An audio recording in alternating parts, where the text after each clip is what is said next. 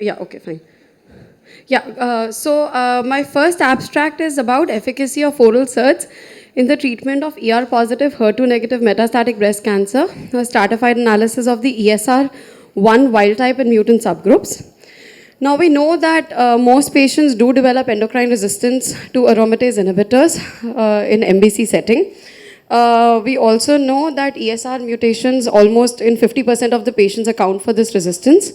And this results in estrogen-independent ER activation and resistance to AIs, but not ER inhibitors. So patients with metastatic breast cancer who have progressed on endocrine therapy display higher levels of circulating ESR1 mutations, which are usually not seen at baseline. And fulvestrant is standard of care second-line therapy, and with the addition of alpelisib in those patients who are PIK3CA mutant. Oral SERDs are a new drug class that have been developed to counteract this resistance to ESR1 mutations. And several SERDs have emerged from phase 2 and 3 trials with some mixed data. For example, if you look at the Emerald trial, elacestrant, and Serena-2 trial, camizestrant, there was a PFS benefit seen in all patients as well as in those patients with ESR1 mutation. However, these results were not seen with amcenestrant and giredestrant in AMEERA-3 and ACELERA trial. And there was only numerical improvement in PFS observed. So FDA has given approval only for elacestrant in those patients who have ESR1 mutation positive after exposure to AIs.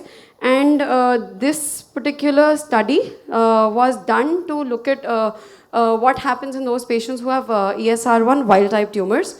So this was an individual patient data meta-analysis which was conducted. Mostly looked at these 4 trials that I discussed before, around 1,300 patients. If you look at the IPD pooled analysis of the all-comer population, there was a PFS benefit for oral SERDs when compared to treatment of physician choice. The aggregate meta-analysis showed no significant difference in individual drugs. If you look at the pooled analysis of the ESR1 mutant population, again, there was a significant PFS benefit for oral SERDs when compared to TPC, and similar results were seen in the aggregate meta-analysis. The hazard ratio was 0.55. Looking at the ESR1 wild-type population, so there was no significant PFS benefit for oral SERDs, and they also looked at the wild-type population separately in the AMEERA-3 as well as the Emerald trial, and both amcenestrant and elacestrant relieved no significant difference in PFS in the ESR wild-type tumors. Notably, this was compared with fulvestrant and Emerald.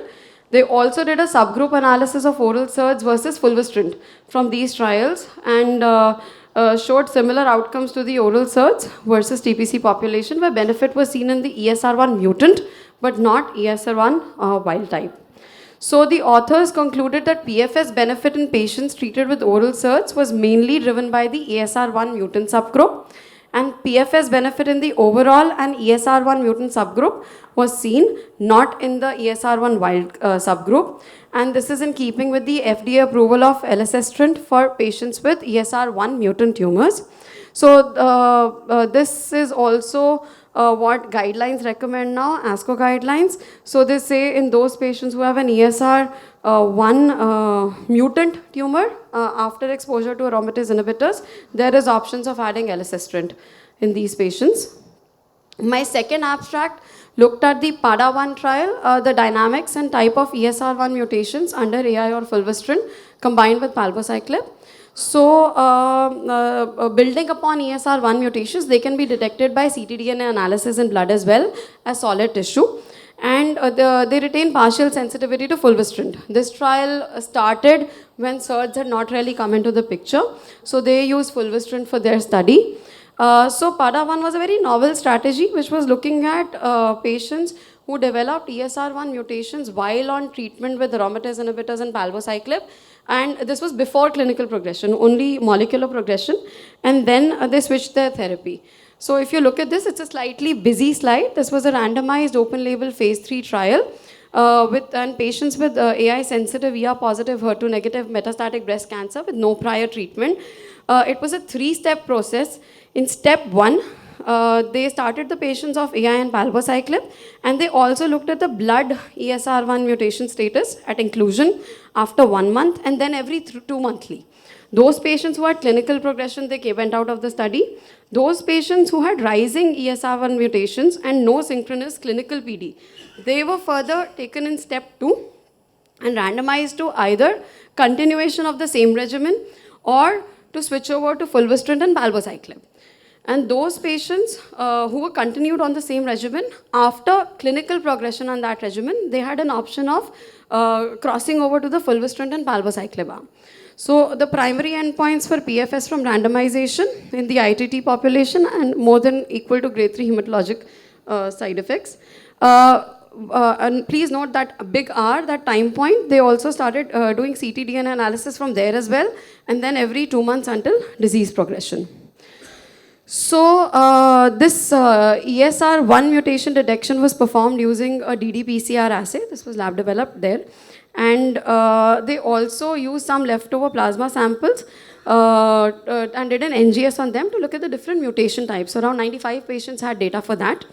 And the PCR assay targeted the 4 main hotspot codons in ESR1, usually between 536 and 538. And nearly 90% of tumors with functionally characterized activating ESR mutations could be detected by the assay. So how did they define rising ctDNA? So in the baseline, or cycle 1, cycle 2, they did not really look at the ESR1 mutation. After that, cycle 4, day 1, and then every 2 cycles onwards, any detectable ESR1 mutation, whatever its level in patients who had no ESR1 mutation detectable in the previous 2 blood sampling, was considered as a rising ctDNA. And there was an algorithm which was predefined by a geneticist to decide on the rising or non-rising status, and as well as study biologists look at this. So 172 patients were finally randomized. Coming to the update of the PFS from the randomization, fulvestrant and palbociclib had a median PFS of around 12.8 months, as opposed to those patients who were continued on aromatase inhibitors and palbociclib, who had a median PFS of 5.8 months. This was statistically significant with a hazard ratio of 0.54.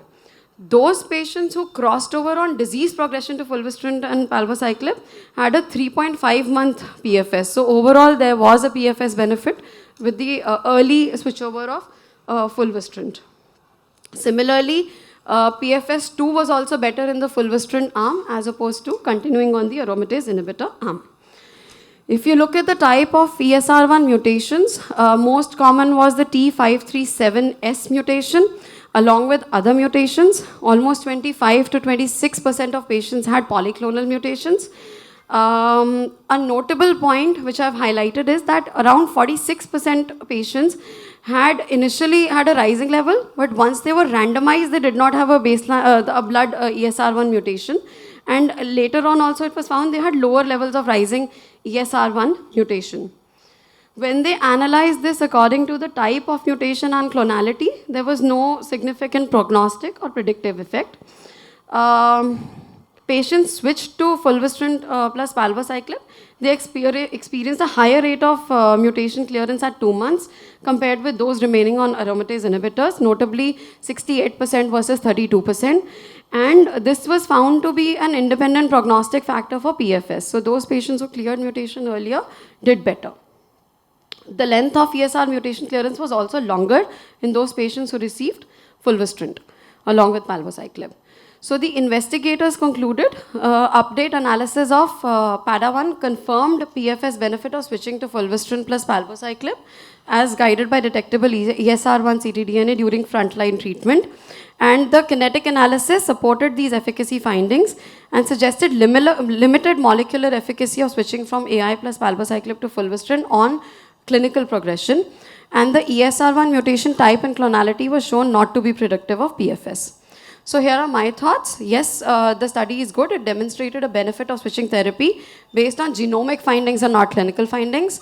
ddPCR seems to be, it's a sensitive assay, seems to be fast and inexpensive as compared to NGS. However, more data is needed before we use it in clinical practice.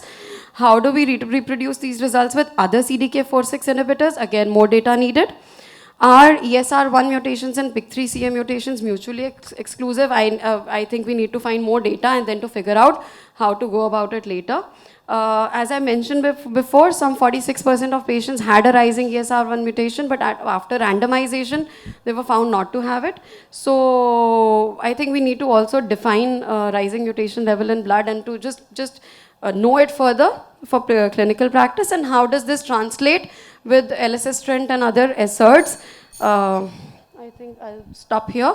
So this is what ASCO recommends. It does recommend testing for ESR1 mutations after on a fresh biopsy or in blood on those patients who've progressed on aromatase inhibitors. And there is data in ASCO. Time is up.